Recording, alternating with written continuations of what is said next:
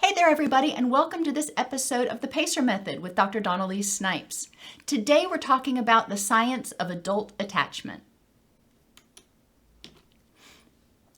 In this episode, we're going to define attachment, explore where it comes from, differentiate infant and adult attachment, differentiate avoidant, anxious, and secure attachment styles, explore the function of avoidant and anxious attachment behaviors, and identify steps to start feeling more secure in your adult relationships.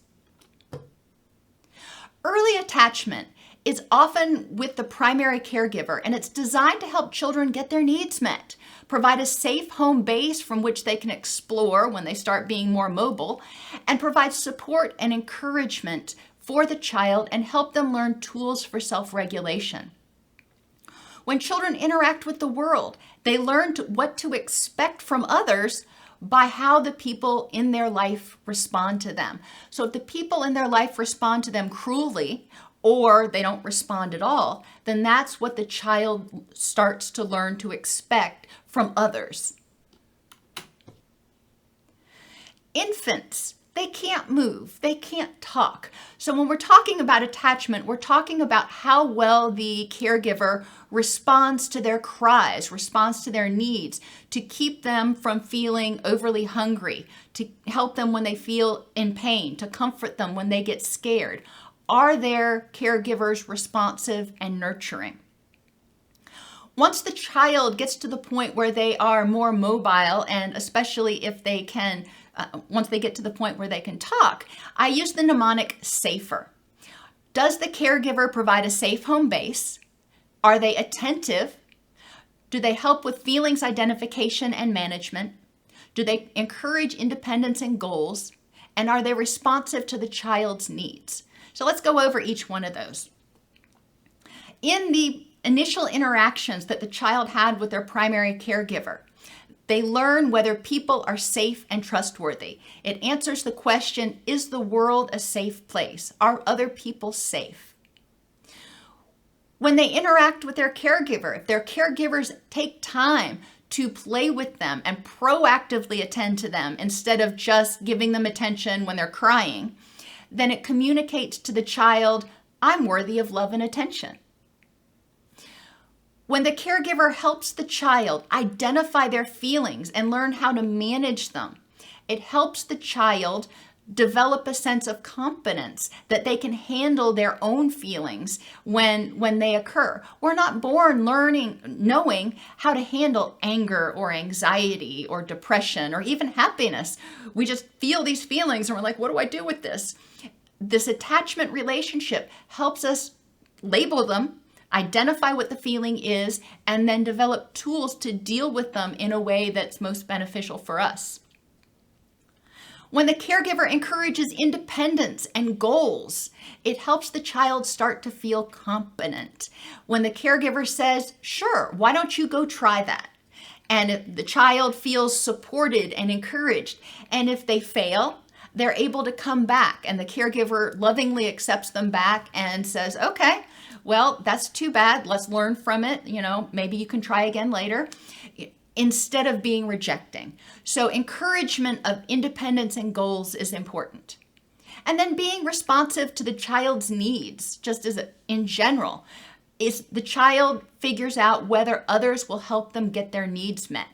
Is the caregiver compassionate, nurturing, supportive? Does the caregiver care?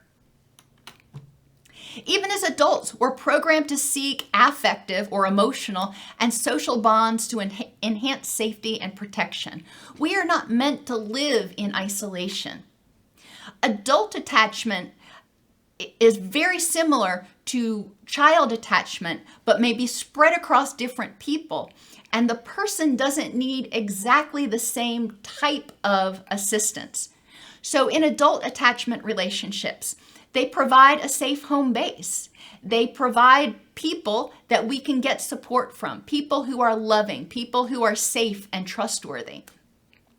In our adult relationships, we need people who proactively give us attention. They call us up and say, hey, do you want to go to the park? Or do you want to go to the gym or out to dinner? This helps us remember that we're worthy of love and attention. As adults, generally we can identify our own feelings, but sometimes it may be overwhelming. Sometimes we may need feedback on, what should I do in this situation? So friends, adult friends, provide good sounding boards and can be very instrumental in helping us handle feelings, especially when they're overwhelming. If you're going through a crisis, friends can be there to help you through that situation. Encouragement of goals. When we have healthy adult attachments, our friends, and I'm using this to represent friends as well as significant others, encourage us. They want us to achieve the goals that we want to achieve. They try to support us as much as possible. They are our cheering squad. And in our adult relationships, we're in relationships with people who are responsive to our needs. They are compassionate, nurturing, and supportive. When we need something, they often are there offering to lend a helping hand. When my mother was sick, my best friend was very responsive. We had to go to North Carolina, and she offered to check in on my kids periodically. They were teenagers at that point, but teenagers left alone for too long. So it was nice to have a friend that I could text with, that I could vent to, that, was helping me by addressing some of the other issues that I was worried about, so I could focus on my mother. And that's what adult attachment is. No one person is necessarily going to be able to do all of these things all of the time. As adults, as children, we didn't have a huge array of people we could call on. We didn't have the ability to get in the car and drive somewhere, so we were relatively limited. As adults, we are more independent, so we can say, all right, who can I call that could help me with this? And we can spread out how much we rely on each individual person, and they can rely on us. So let's talk about different types of attachment. Anxious and avoidant are the two types of insecure attachment. People who are anxiously attached need frequent reassurance. They tend to have strong fears of abandonment and constantly worry about whether they're going to be abandoned and doubt whether the other person loves them or is being faithful. They may have low self-esteem. They have difficulty being alone because it's very scary when they're alone. They may be highly emotional. They may have high levels of dependency, which means they have difficulty doing anything by themselves or making decisions on their own. And they may have really intense relationships that are characterized by what's sometimes called switching. They either love the person or they despise the person, and it's an all or nothing sort of situation. Now, how do these behaviors make sense? Well, somebody who was in relationships in the past in which they were abandoned, and they got hurt. In future relationships, they may need more reassurance because they're afraid of that happening again.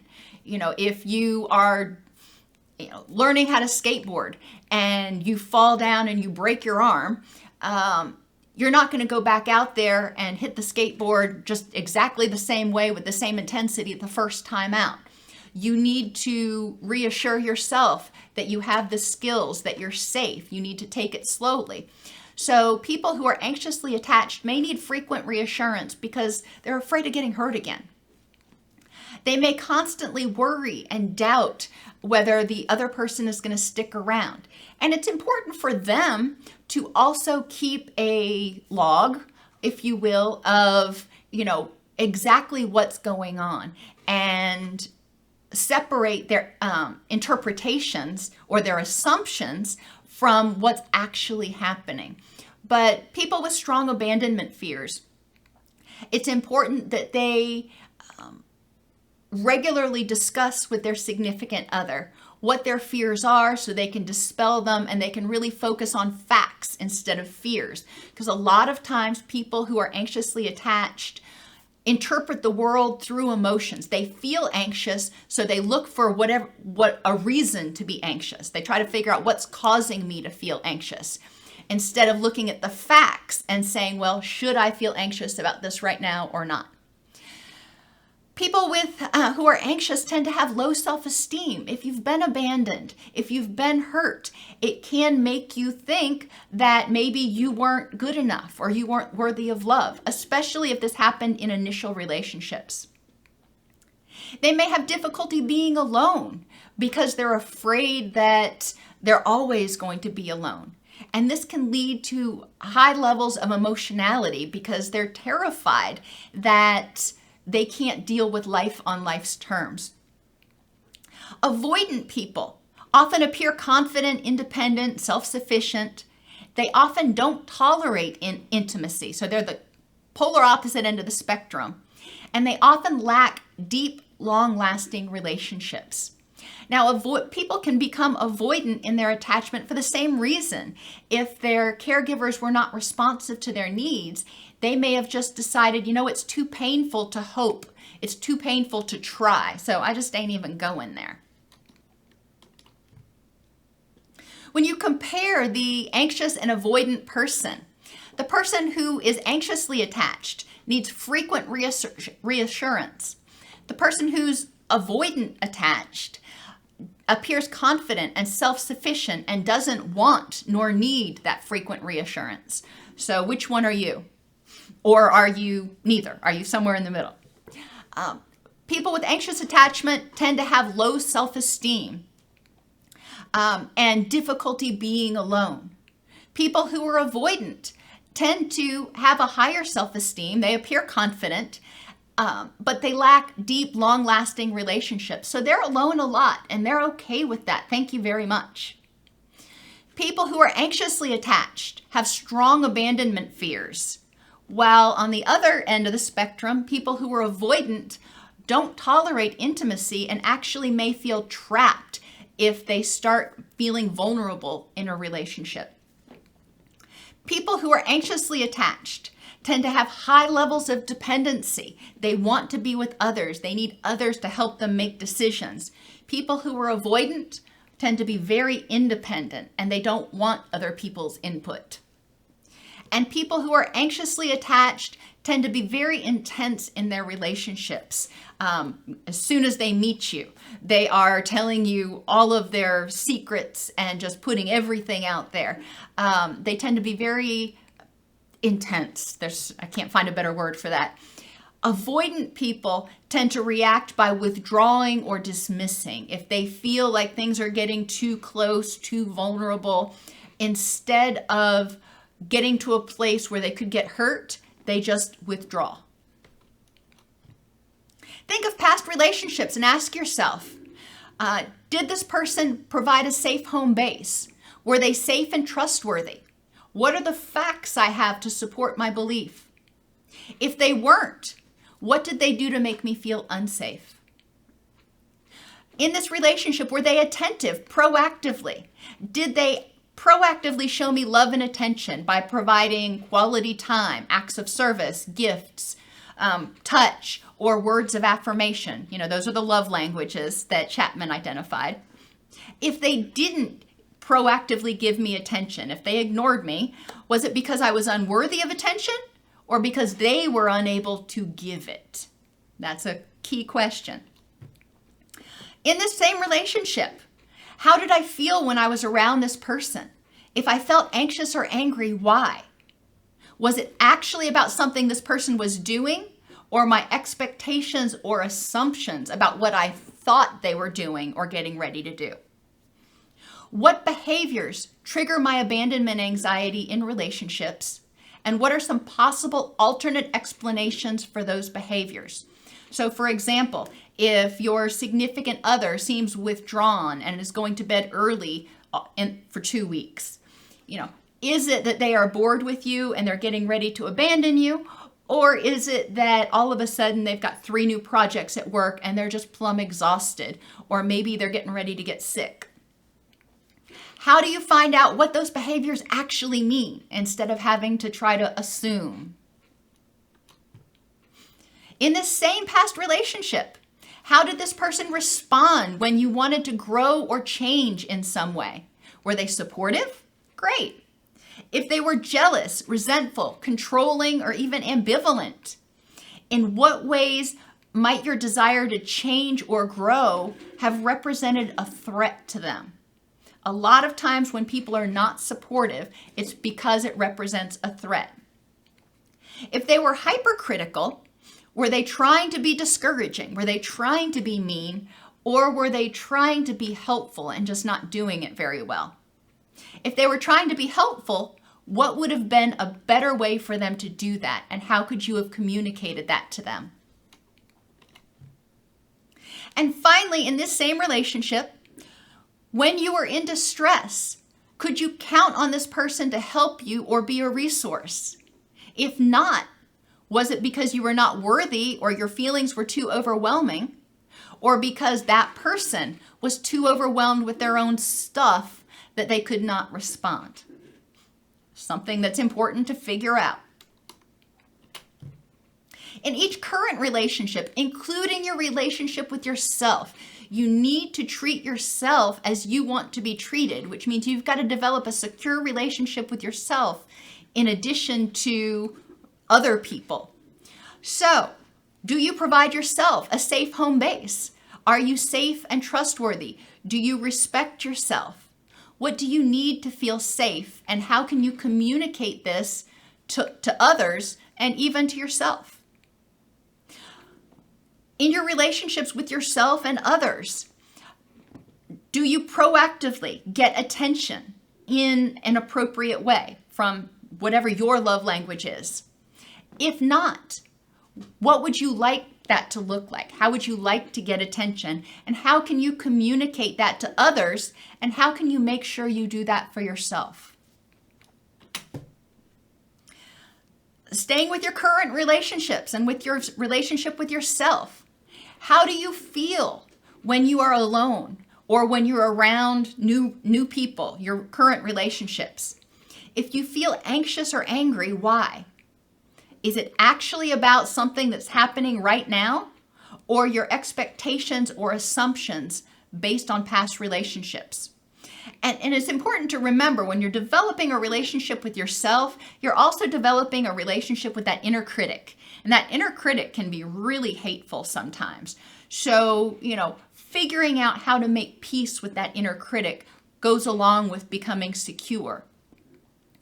What can you do when you're feeling distressed? And how can others help you work through your feelings? When you're feeling distressed, what can others do to be of help or service to you? In your current relationships, how can other people encourage you, and how can you encourage yourself to reach your goals and be the best that you can be? What do you need from others to feel safe when you try new things or make changes? And what can you do for yourself when you try new things or make changes to help you feel safe?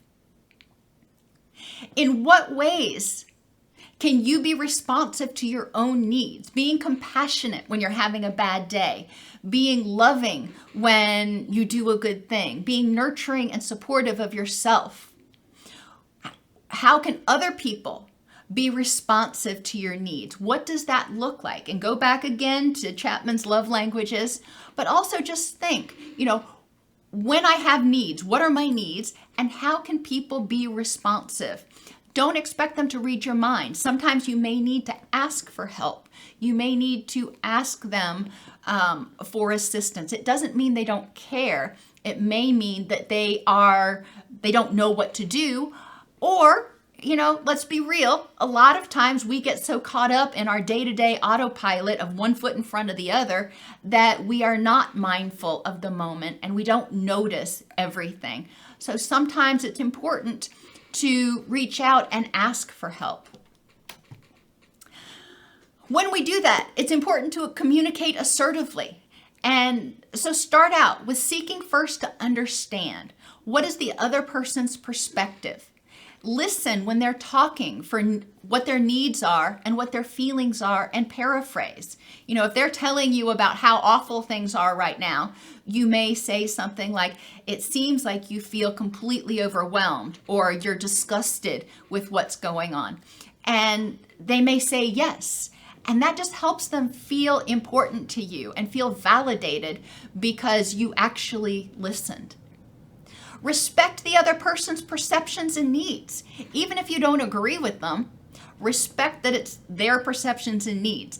And the way we perceive things are influenced by our past experiences.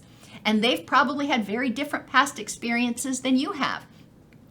So respecting their point of view, and sometimes that means agreeing to disagree. Own and objectively state your needs and feelings, and synergize to create win-wins. So once you've heard the other person, you've acknowledged their perceptions and their needs, then you can state your needs and feelings and thoughts about what's going on, and then try to figure out, how can we work this out? How can we come to a compromise in order to enhance our relationship? Now, some people interpret information, hear information, learn differently. Some people are visual, and some people are auditory. Visual people are able to digest information easier if they read it, if they see it, while auditory are able to take it in easier if they hear it. Some people are active listeners and active learners. That means they learn as they go. And other people are reflective. They hear what's being said or take in what's being read, and they get it all and they put it into a little envelope or a box, and then they have this aha moment. So some people, you're going to be talking to them, and they may not be responding the way you want them to respond, as actively as you want them to respond, because they've got to take all that information in, digest it, figure out what it means, and then they'll respond. So be aware that some people hear best when they can read something, and some people can understand best if they have a minute to digest everything that you have communicated to them. It's also important to communicate using people's love languages, affirmations, acts of service, gifts, touch, and quality time. But it's important to know what each one of those things looks like for people and what their love language is. Too often we communicate from our own love language instead of communicating using someone else's. So it's like trying to talk to somebody who only speaks Spanish. You speak in English because that's your native tongue, and they don't understand a thing you're saying. So talk to people, communicate with them in their love language.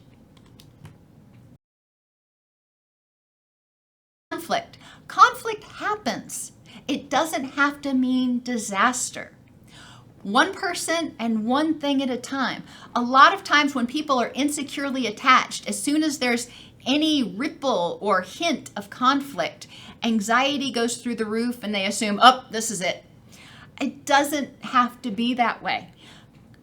People in very healthy relationships don't agree about everything all the time. All it means is you've got to figure out a way to make it work. You've got to figure out a way to compromise, to synergize.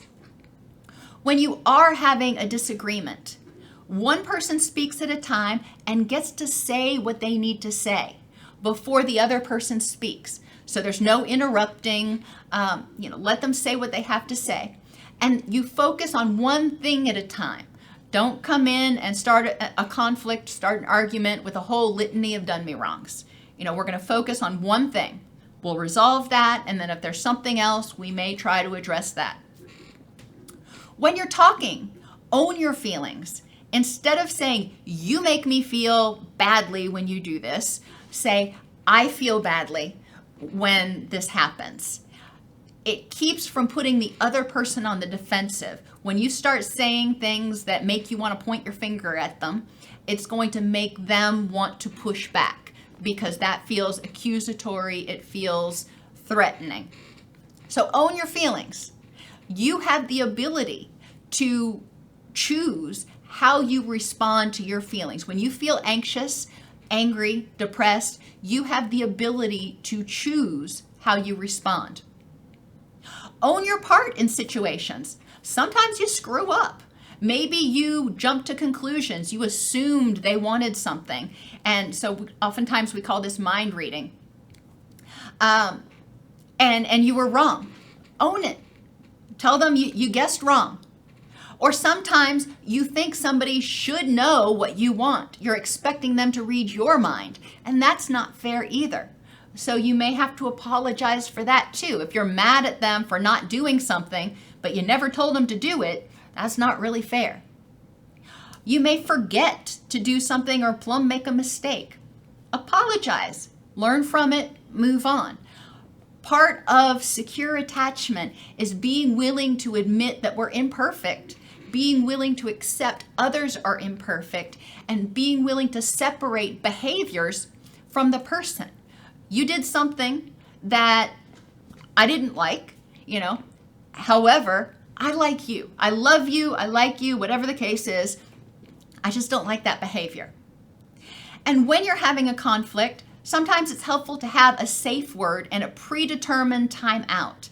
So if somebody needs 10 minutes to de-escalate because they feel like they're starting to get really upset, having a safe word that you can say, like, I need to go on a walk or whatever it is, and a predetermined timeout. So the other person knows that, hey, this person's going to go on a walk for 10 minutes and then they will come back and we will pick this up. So the other person doesn't feel abandoned when one party needs to take a timeout. Attachment is initially formed in infancy and can be fixed or disrupted in adulthood.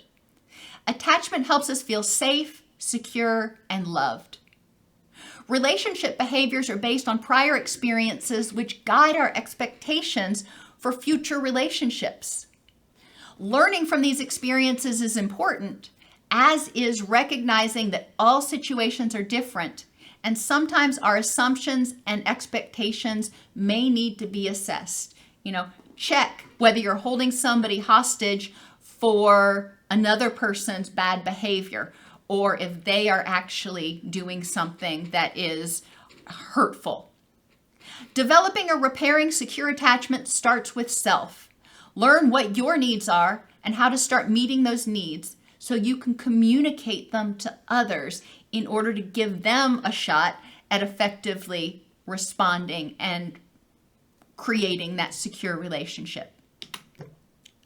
This show is produced by Mr. Charles Snipes and presented by Dr. Elise Snipes. You can learn more about boundaries and mental health at docsnipes.com/YouTube. They can be reached at 1633 West Main Street, Suite 902, Lebanon, Tennessee 37087, or by email at support@docsnipes.com.